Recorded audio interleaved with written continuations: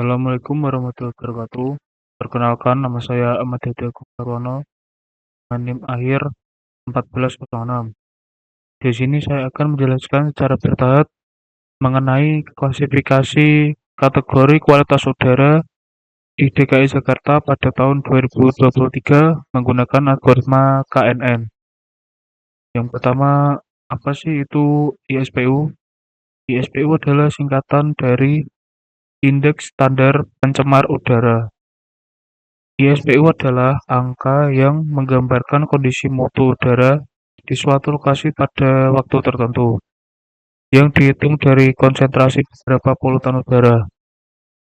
Berdasarkan nilai indeks tertinggi dari seluruh parameter udara dikelompokkan dalam beberapa kategori. Misalnya ada baik, sedang, tidak sehat, dan sangat tidak sehat, dan berbahaya. Lalu kolom ada PM_10 yang mengartikan adalah partikel debu diameter kurang lebih 10 mikrometer. Lanjut ada ke PM 2,5 mikrometer. Partikel debu halus diameter kurang lebih 2,5 mikrometer. Lebih berbahaya karena bisa masuk ke paru-paru. Lalu ada sulfur dioksida, gas hasil pembakaran bahan bakar fosil yang mengandung sulfur. Lalu ada karbon monoksida, gas tidak berwarna dan tidak berbau hasil pembakaran tidak sempurna. Misalnya asap kendaraan. Ada ozon. Ozon adalah sebuah gas yang di lapisan permukaan bumi bersifat polutan. Beda dengan ozon di atmosfer atas yang justru bisa melindungi bumi. Ada nitrogen. Nitrogen ini adalah gas yang umumnya berasal dari emisi kendaraan bermotor dan industri.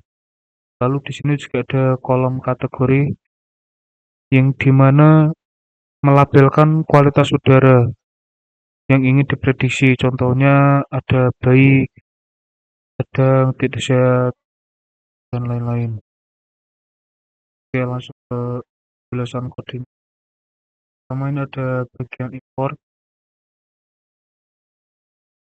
Lalu ini misalnya ada NumPy. NumPy ini fungsi sebagai pustaka komputasi numerik. Di kode ini dipakai antara lain untuk np.none, representasi nilai kosong, dan np_argmax, mencari indeks nilai maksimum saat mencari nilai K terbaik. Lalu ada juga pandas. Pandas ini adalah sebagai pustaka utama untuk membaca dan mengolah data tabular, dipakai untuk read_CSV, filtering baris, value counts, dan lain-lain. Lanjut ke load data. Load data di sini, file path di sini berisi variabel nama file CSV yang akan dibaca, ditulis dalam huruf besar semua, sesuai konvensi Python untuk menandai konstanta. Lalu lanjut ke data cleaning. Ini ada fitur calls. Fitur calls ini adalah daftar nama kolom yang akan dipakai sebagai fitur input model 6 parameter polutan. Lalu ada target call. Target call ini adalah nama kolom target atau label yang ingin diprediksi. Lanjut ke fitur dan target. Teks di sini yaitu mengambil kolom yang hanya fitur 6 parameter polutan sebagai variabel input model. Secara konvensi, X menandakan variabel berbentuk tabel atau matriks berisi banyak fitur. Lalu Y-nya mengambil kolom target sebagai variabel yang ingin diprediksi. Konvensi Y huruf kecil menandakan variabel menargetkan biasanya berbentuk satu kolom atau array. Lanjut ke handle missing value. Ini simple imputer ini berfungsi sebagai membuat objek imputer yang akan mengisi nilai kosong atau none dengan nilai median atau nilai tengah dari kolom yang bersangkutan. Median dipilih karena tidak terlalu terpengaruh oleh outlier atau nilai ekstrim, berbeda dengan rata-rata atau mean. The encodable play fit ini itu berfungsi sebagai mempelajari tabel unik apa saja yang ada di dalam Y dalam kurung fit sekaligus seluruh mengubah seluruh nilai Y menjadi angka. Lalu ini transform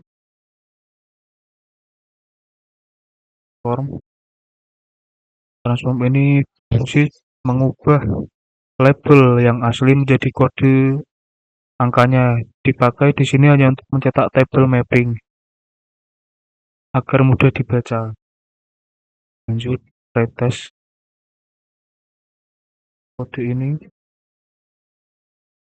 Retest ini membagi data fitur menjadi dua bagian, data yang sudah dilatih dan data uji. Dengan pembagian yang selaras untuk garis fitur dan target biar tetap pasangan. Lanjut ada fitur scaling. Fitur scalar di sini itu adalah sebagai membuat objek yang akan mengubah setiap fitur agar memiliki rata-rata mean 0 dan standar deviasi 1. Scale fit transform X ini itu berfungsi menghitung rata-rata atau standar deviasi hanya dari data latih, lalu langsung menstandarisasi data latih tersebut.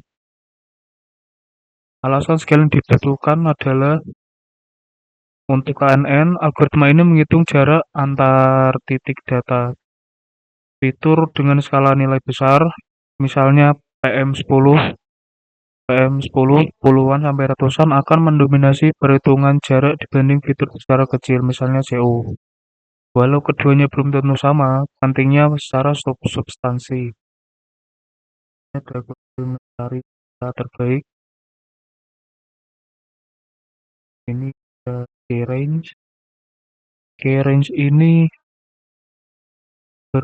adalah daftar K-range di sini adalah daftar nilai K yang akan dicoba dari 1 sampai 30. Lalu akurasi ini adalah list kosong yang digunakan untuk menampung nilai akurasi tiap percobaan K. Oke, lanjut ke nomor 9, yaitu melatih model finalnya. KNN final ini membuat model KNN baru menggunakan nilai K yang terbaik sudah ditemukan sebelumnya. Lalu K final fit ini melatih model seluruh data yang sudah distandarisasi, dan KNN final predict ini meminta model menebak kategori untuk seluruh data uji. Hasilnya disimpan dalam y_red untuk dibandingkan dengan label sebenarnya saat evaluasi.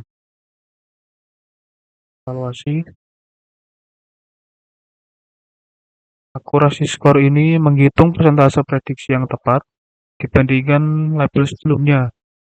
Metrik umum namun biasanya menyesatkan jika tidak ada data seimbang antar kelas. Classification report di sini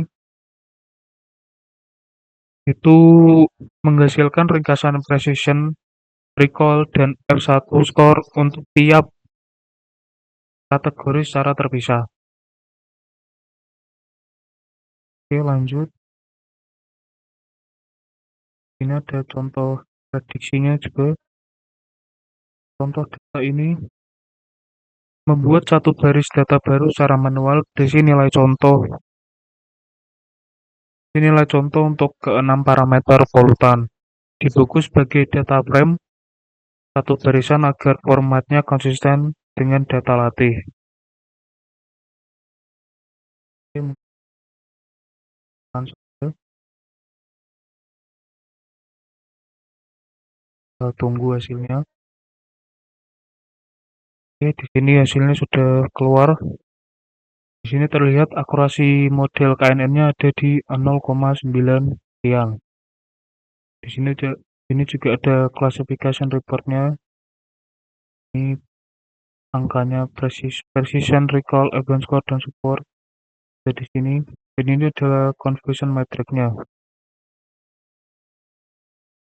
Confusion matrix ini menampilkan angka di tiap sel, memastikan angka ditampilkan sebagai bilangan bulat. Mengatur skema warna biru semakin gelap, berarti semakin besar nilainya.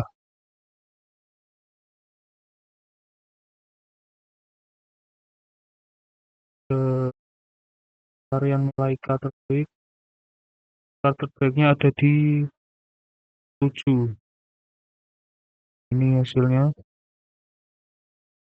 Ini juga ada contoh prediksi data barunya.